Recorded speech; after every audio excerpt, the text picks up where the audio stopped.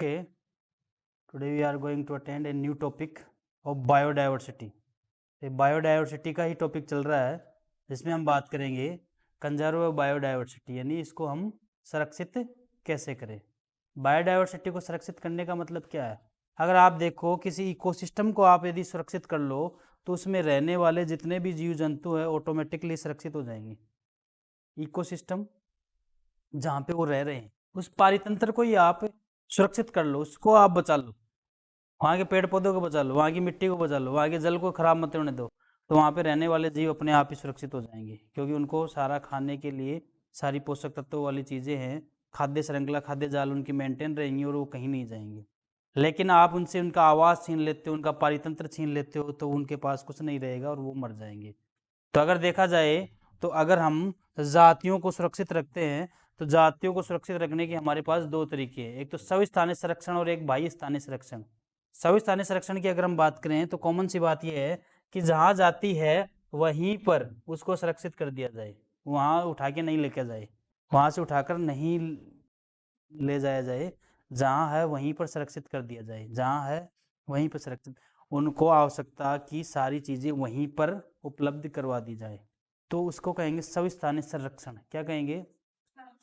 लेकिन एक कंडीशन ऐसी होती है कि उस इलाके के अंदर सारा जो पारितंत्र खत्म होने पर है और वहाँ पर आवश्यक चीज़ें जितनी भी हैं वो सारी खत्म हो गई है, तो ऐसी कंडीशन में उन जीवों को उठाकर दूसरी जगह लाया जाएगा और वहाँ पर उनको आवश्यक चीज़ें उपलब्ध करवाई जाएंगी। इसको कहेंगे बाह्य स्थानीय संरक्षण। जैसे अगर हम बात करें तो जैसे कोई भी, जैसे बॉटनिकल गार्डन हो गया, जूलॉजिकल गार्डन हो गया, अगर इनकी बात करें तो ये बाह्य स्थानीय संरक्षण में आते हैं, बाहर से उठाया लाया गया और यहाँ पर इनको सुरक्षित रखा गया। ठीक है, इसी के बारे में अगर हम आगे बात करें तो ये बात आपकी हो गई। अगर आप किसी पारितंत्र को सुरक्षित करते हो या संरक्षित करते हो तो इसकी जैव विविधता अपने आप ही सुरक्षित हो जाएगी, आपको कुछ नहीं करना है। और ये दो प्रकार का होता है, स्वस्थानीय संरक्षण और बाह्य स्थानीय संरक्षण।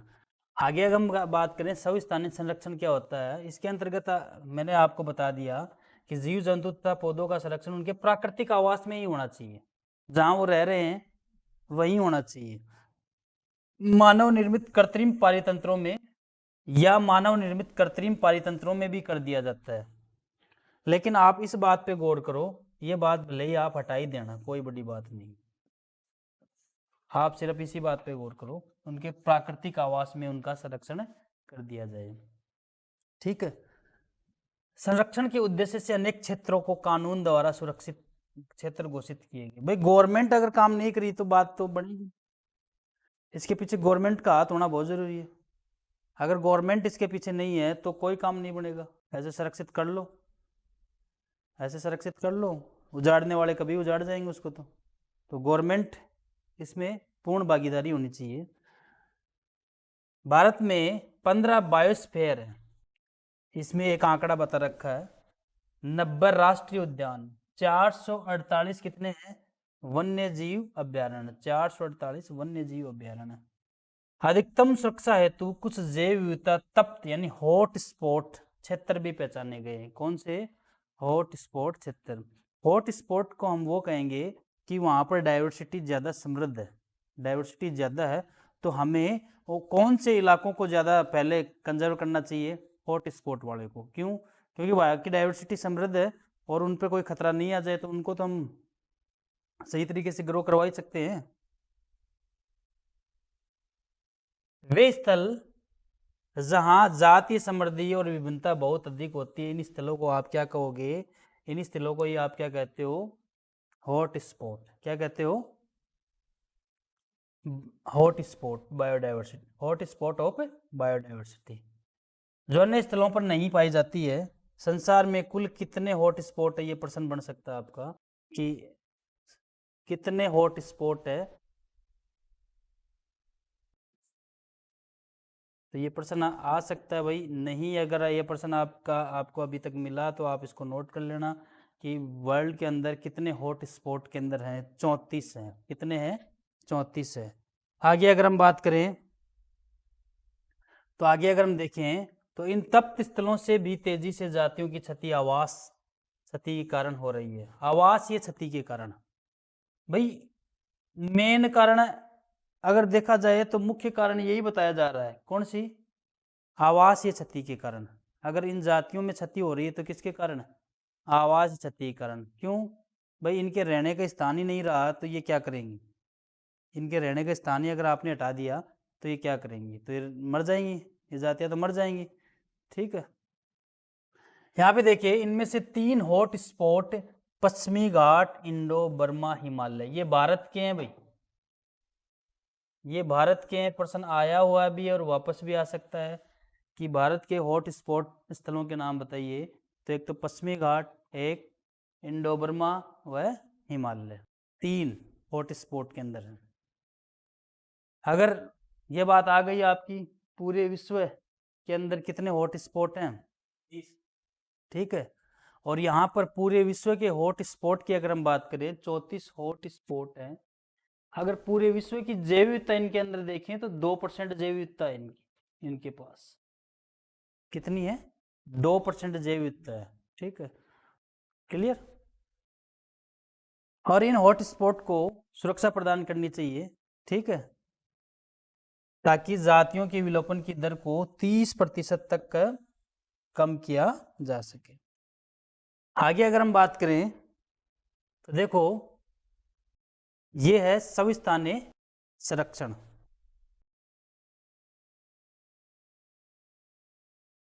सविस्थानीय संरक्षण की बात चल रही है अभी। ठीक है, यहाँ पर अगर देखें तो एक प्रश्न बनता है आपके लिए, पवित्र उपवन क्या है? ये प्रश्न आता है अक्सर।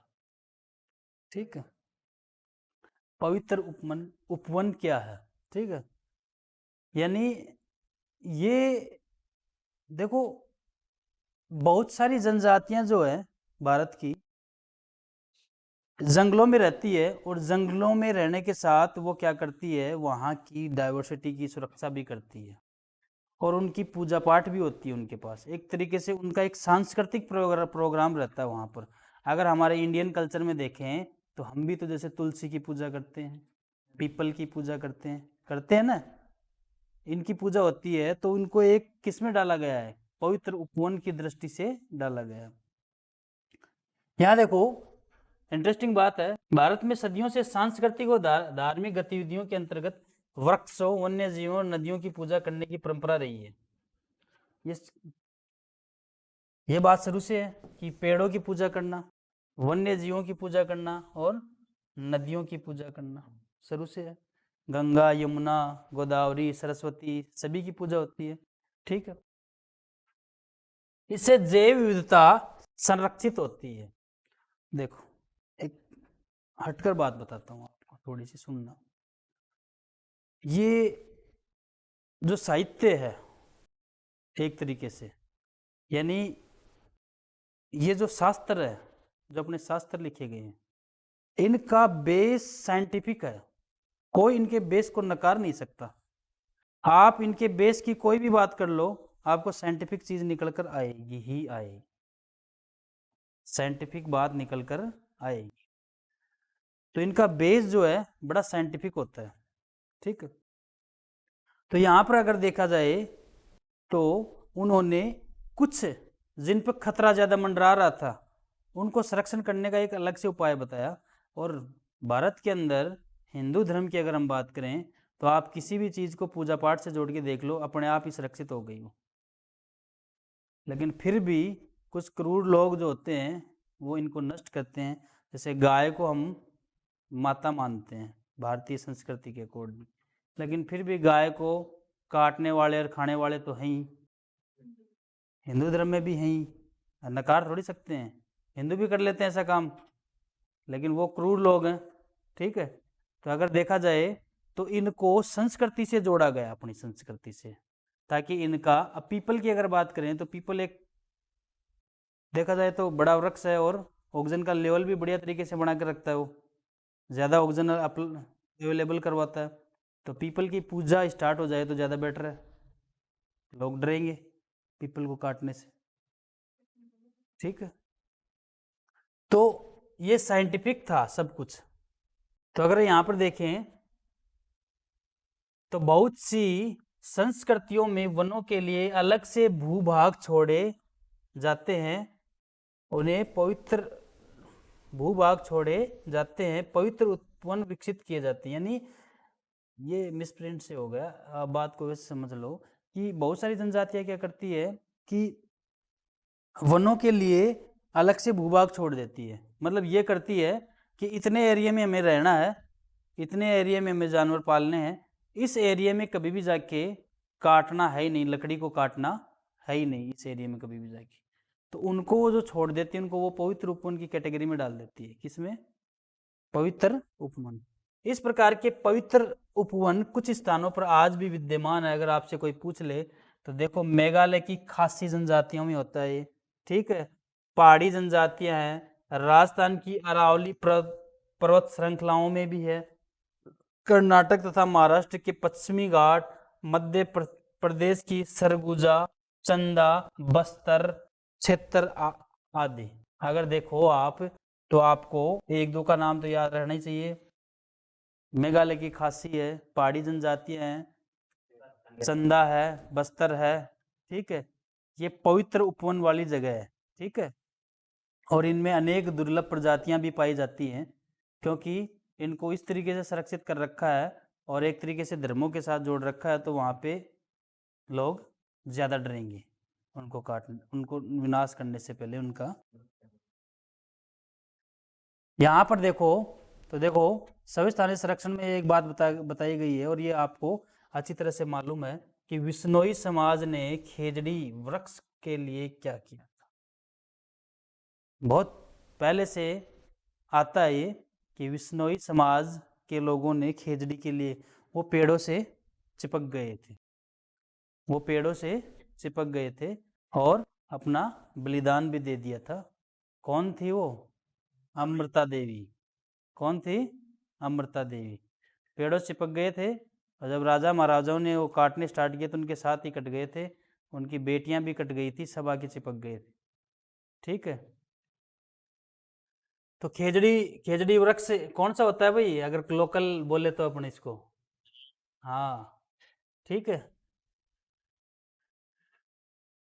तथा इनका संरक्षण करना अपना धर्म मानते हैं अनेक समाज। गौ सेवा, पीपल, आंवला की भी पूजा होती है, केले की भी पूजा होती है, बरगद की भी करते हैं, तुलसी की भी करते हैं। तो मेरे ख्याल से गाय, पीपल, आंवला, केला, बरगद, तुलसी तो सुरक्षित हो जानी चाहिए, है ना, और फर्क पड़ता भी है।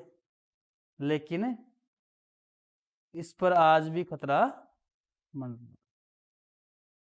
गौ सेवा होती है, लेकिन आज भी खतरा मंडरा रहा है, ठीक है। इस प्रकार धार्मिक भावनाओं से इनका संरक्षण होता है। धार्मिक भावनाओं से ही कर रखा है, लोग डरेंगे, एटलीस्ट हिंदू धर्म वाले तो डरेंगे, ठीक है। और किसी धर्म की मैं बात नहीं कर रहा, लेकिन हिंदू धर्म वाले तो डरेंगे, ठीक है। उनके मन के अंदर एक आस्था रहेगी और धर्म के प्रति एक डर रहेगा, तो शायद वो इनका नुकसान न करे, ठीक है। बाह्य स्थानीय संरक्षण का आपको पता ही है, मैंने अभी आपसे बात बताई कि बाह्य स्थानीय संरक्षण में हम क्या करेंगे, जो जीव है उसको वहां से हटाकर दूसरी जगह लेके जाएंगे और उसके प्राकृतिक आवास जैसा आवास उसको उपलब्ध करवाएंगे। ऐसा नहीं है उसको पिंजरे में बंद कर दिया ले जाकर, हाँ, ऐसा नहीं है। वो जैसे रहता था वैसा आवास उसको दिलाएंगे। जैसे बहुत सारी भूभाग पे रहता था, बहुत सारे पेड़ पौधे लगे हुए हैं, घास है, छोटे छोटे पॉन्ड बने हुए हैं पानी पीने के, तो वो वैसा ही दिया जाएगा। ऐसा नहीं है कि उसको पानी पिलाने के लिए कोई जा रहा है, ले भाई तेरे को पानी पिला देते हैं, है ना, ऐसा कुछ नहीं है। उसका प्राकृतिक आवास मेंटेन किया जाएगा, जैसे वो रह रहा था वैसा ही आवास उसको दिया जाएगा। एटलीस्ट उसके मन के अंदर ऐसी कोई भावना नहीं रहे। पशु है तो भावनात्मक तो वो भी होता है, तो उसके मन के अंदर ऐसी कोई भावना नहीं रहे कि मेरे को यहाँ पर बंदी बना के लाया गया है। उसको ऐसा ही रहे कि मैं स्वतंत्र हूँ। और शेर का संरक्षण करना, टाइगर का करना, तो इनको आप बंदी वैसे भी नहीं बना सकते, ठीक है। चिड़ियाघर की बात अलग होती है, जू की, ठीक है। जीवों को उनके मूल आवास या स्थान से हटाकर अन्यत्र संरक्षण प्रदान करने की इस विधि को उच्च स्थानीय संरक्षण या बाह्य स्थानीय संरक्षण कहेंगे। इसी उद्देश्य से आनुवंशिक संस्थान केंद्र भी हैं, जंतु उद्यान है। आनुवंशिक संस्थान के अंदर में क्या होता है भाई, जैसे सीड वगैरह, बीज वगैरह, इनको सुरक्षित करना, ठीक है। जंतु उद्यान है, वनस्पति उद्यान है की स्थापना की गई है। आज ऐसे अनेक जंतु हैं जो कि वनों से विलुप्त हो चुके हैं, परंतु अब भी वे जंतु उद्यानों में सुरक्षित हैं, ठीक है। यानी वैसे तो लुप्त हो गए, लेकिन उनको वहां से ले जाकर किसी जंतु उद्यान में छोड़ा गया तो वो आज भी वहां पर क्या मिल रहे हैं, सुरक्षित मिल रहे हैं। संकटग्रस्त जातियों को यदि हम देखें तो संकटग्रस्त जातियों को परिबद्ध घेरे में रखने की वजह बाह्य स्थानीय संरक्षण में रखा जाए तो ज्यादा बेटर है, ठीक है। कुछ दुर्लभ व संकटग्रस्त जातियों के जीन, यानी कुछ दुर्लभ जातियां हैं, अब उनके जीन को सुरक्षित कर लिया गया है क्रायो प्रिजर्वेशन के अकॉर्डिंग। किसके अकॉर्डिंग? क्रायो प्रिजर्वेशन के। और जननक्षम स्थिति में निम्न ताप परीक्षण द्वारा परिरक्षित कर लिया गया। निम्न ताप जैसे अगर देखें तो शुक्राणु का स्टोर भी होता है ना, -196 डिग्री सेंटीग्रेड नाइट्रोजन मीडियम के अंदर होता है ना। तो शुक्राणु को सुरक्षित करने का मतलब उसे एक नया जीव बनाया जा सकता है ना। ये आप पढ़ते हो इंसेमिनेशन, कृत्रिम वीर्य सेचन वगैरह की जो प्रक्रिया है पशुओं में भी होती है, कृत्रिम गर्भाधान होता है ना, जिससे आवश्यकता पड़ने पर पात्रे तकनीक आप जानते हो। पात्रे तकनीक क्या होता है? शुक्राणु ले लिया गया और अंडाणु ले लिया गया और उनको टेस्ट ट्यूब के अंदर ही उनका जायगोट बना लिया गया और फिर सेरोगेट मदर के अंदर वो ट्रांसफर कर दिया गया। किसी दाता पुरुष का क्या लिया गया? शुक्राणु, और दाता स्त्री का क्या लिया गया? अंडाणु, और उनको मिलाया गया और उनसे बना लिया जायगोट। अब उस लेडीज के अंदर ये कंडीशन है कि वो गर्भ धारण नहीं कर सकती, तो किसी दूसरी लेडीज के अंदर वो जायगोट ट्रांसफर कर दिया जाता है। उस लेडी को आप क्या कहते हो? Surrogate mother. क्या कहते हो? तो ये बातें पहले आ चुकी हैं अपने, ठीक है। आगे देखें, बाह्य स्थानीय संरक्षण में भी पादपों का उत्तकीय संवर्धन द्वारा प्रवर्धन। देखो पादप है, मान लो ये प्लांट है और ये प्लांट लुप्त हो गया, लेकिन इसके उत्तक को सुरक्षित कर लिया गया और इसके उत्तक से मान लो अभी बीज नहीं बन रहे, इसके बीज बनना बंद, और आपको ये पता लग गया कि ये प्रकृति में अब नहीं रहेगा, तो बड़ी समस्या हो गई है। तो भाई ये लास्ट है, बस इसके बाद में प्लांट नहीं है, खत्म है। तो क्या किया साइंटिस्टों ने? इसके उत्तक को बाहर निकाला और उत्तक को बाहर निकाल के एक पात्र में डाल के इस प्लांट को जैसी कंडीशन वायुमंडल से मिल रही है वैसी कंडीशन इस पात्र में डाल दी उन्होंने। यानी प्लांट को वायुमंडल से जो कुछ मिल रहा है, CO2, N2, जो कुछ मिल रहा है, कैल्शियम, बोरोन, फॉस्फोरस, जो कुछ मिल रहा है वो सारे इसमें डाल दिए और इस उत्तक को इसमें डाल दिया। इस उत्तक को इसमें डालने से ये बढ़ने लग जाएगा जब कंडीशन मिल रही है, धीरे धीरे एक कोशिकाओं का गुच्छा बना लेगा। इसको आप कहोगे उत्तक संवर्धन। क्या कहोगे? उत्तक संवर्धन। और धीरे धीरे गुच्छा बन जाएगा। इसको बाद में जैसे और बढ़ता गया तो इसको कहा जाता है केलस। क्या कहा जाता है? केलस। केलस आगे जाके परारोह और जड़ों में विकसित हो जाएगा। उसके बाद में इनको और थोड़े से बड़े हो जाएंगे, उसके बाद में लैब से बाहर लाकर इनको मर्दा में लगा दिया जाता है। तो इससे एक प्लांट को बचा लिया गया, जो मरने वाला था उसके कोई वो नहीं है। तो इसको कहेंगे हम क्या? इसको हम कहेंगे उत्तक संवर्धन तकनीक। कौन सी? उत्तक संवर्धन। तो पादपों का उत्तकीय संवर्धन द्वारा प्रवर्धन किया जा सकता है। व्यापारिक महत्व के पौधों के विभिन्न आनुवंशिक प्रभेदों के बीज लंबे समय तक बीज बैंक में रखे जा सकते हैं। यानी बीज बैंक में भी इनको स्टोर किया जा सकता है। उनके स्ट्रेन जो हैं भाई, विभिन्न प्रकार के जो स्ट्रेन निकले उनको भी स्टोर किया जा सकता है। अगर यहाँ पे देखें, जैव विविधता संरक्षण के लिए कोई राजनीतिक परिसीमा नहीं है। अगर लागू कर दे कोई तो मेरे ख्याल से उसको वोट मत दो। अगर कोई लागू कर दे तो पूछो क्यों? राजनीतिक परिसीमा क्या हो सकती है? जितना आपके बस में उतना आप सुरक्षित करो। कोई भी नेता या तो कोई भी मंत्री ये थोड़ी कह सकता है कि इस एरिया में इतनी ही दूर के अंदर आपको वो करना है, बाकी आप करोगे नहीं कर सकते, ऐसा थोड़ी हो सकता है। तो इसकी राजनीतिक परिसीमा कुछ नहीं है कि भाई राजनीतिक सीमा के अंदर इसको बांध दिया जाए। इसका संरक्षण करना सभी राष्ट्रों का सामूहिक उत्तरदायित्व है। भारत के अकेले के जैव विविधता को सुरक्षित करने से कोई बड़ी बात नहीं है। क्यों? क्योंकि पूरे वर्ल्ड की जैव विविधता स्ट्रांग रहेगी तभी पृथ्वी की जैव विविधता स्ट्रांग रहेगी, और पृथ्वी की जैव विविधता स्ट्रांग रहेगी तो हमें जीने के लिए और सुविधाएं मिलेंगी, अदरवाइज हम मशीनी बेस पे आ जाएंगे पूरे। और आपको पता है व्यापारिक रूप से अगर देखा जाए तो ऑक्सीजन का लेवल यदि कम हो गया पृथ्वी पर, फिर क्या है? प्राणवायु तो यही है। और ऐसे इस तरीके से यदि प्रकृति का अति दोहन होता गया तो ऑब्वियसली है कि ऑक्सीजन का लेवल भी एक दिन कम हो जाएगा। तो विश्व स्तरीय प्रयास करने चाहिए। इसके लिए वर्ष, ये प्रश्न बनता है भाई, इसके लिए वर्ष 1992 में ब्राजील के रियो डी जेनेरियो में जैव विविधता पर पृथ्वी सम्मेलन हुआ। ये प्रश्न बनता है, पृथ्वी सम्मेलन कहाँ और कब हुआ और किस विषय में हुआ? तो कहाँ हुआ? ब्राजील के रियो डी जेनेरियो में। कब हुआ? 1992 में। किस विषय पे हुआ? जैव विविधता को संरक्षण करने के विषय पर हुआ। क्या हुआ? पृथ्वी सम्मेलन। ठीक। बाहिस्तानी संरक्षण के अंदर और ही अगर हम बात करें तो इसमें यह बात बता रखी है कि इस सम्मेलन में सभी राष्ट्रों का आह्वान किया गया था कि जैव विविधता के संरक्षण के लिए उचित कदम उठाएं। ये बातें उनको सिखाई गई थी। उनसे मिलने वाले लाभों को इस प्रकार उपयोग करें कि वे लाभ लंबे समय तक मिलते रहें। कि जैव विविधता है तो जैव विविधता का मतलब ये थोड़ी लाभ मिल रहा तो एक दिन में ही। वो आपने कहानी सुनी है ना एक छोटी सी, ये एक मुर्गी थी और सोने का अंडा देती थी। कुछ ऐसा ना कर दें हम। ये जैव विविधता जो है ये एक तरीके से सोने का अंडा है, लेकिन ये नहीं है कि भाई एक दिन में निकाल लें सारा। तो उसने करने वाले ने क्या किया? हो सकता है इसकी मुर्गी के पेट में बहुत सारे सोने के अंडे, उसने काट दिया। अब उसको जो रोज मिलता था वो भी बंद। तो इतना बड़ा लालच न कर लें हम। ठीक है।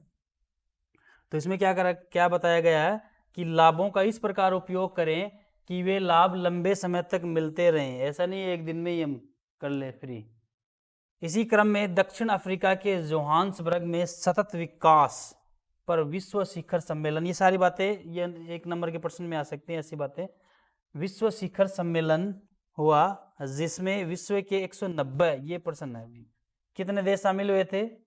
190 देशों ने शपथ ली कि वे 2010 तक जैव विविधताओं में हो रही कमी की तीव्र दर को घटाएंगे।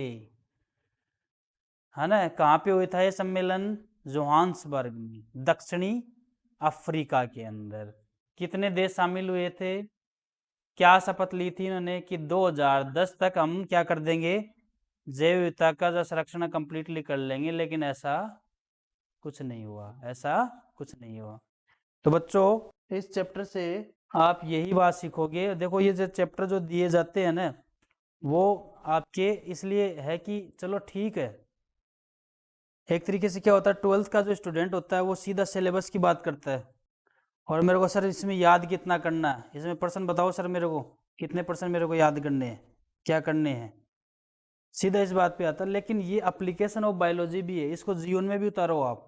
इस चैप्टर से कुछ ऐसा सीखो आप और सीखा होगा कि कम से कम हम जैव और कोई जैव विविधता को सुरक्षित करे या नहीं करे, कम से कम हम तो कर ले जैव विविधता को सुरक्षित। तो ज़्यादा से ज़्यादा पेड़ पौधे लगाने भी चाहिए, काटने की बजाय लगाने भी चाहिए। तो एटलीस्ट ये एक तरीका है और प्रदूषण कम हो आसपास में अपने माहौल के अंदर, तो हो सकता है कि छोटे स्तर से शुरुआत करें तो बड़े स्तर तक हम पहुंच जाएंगे। ठीक है, ओके।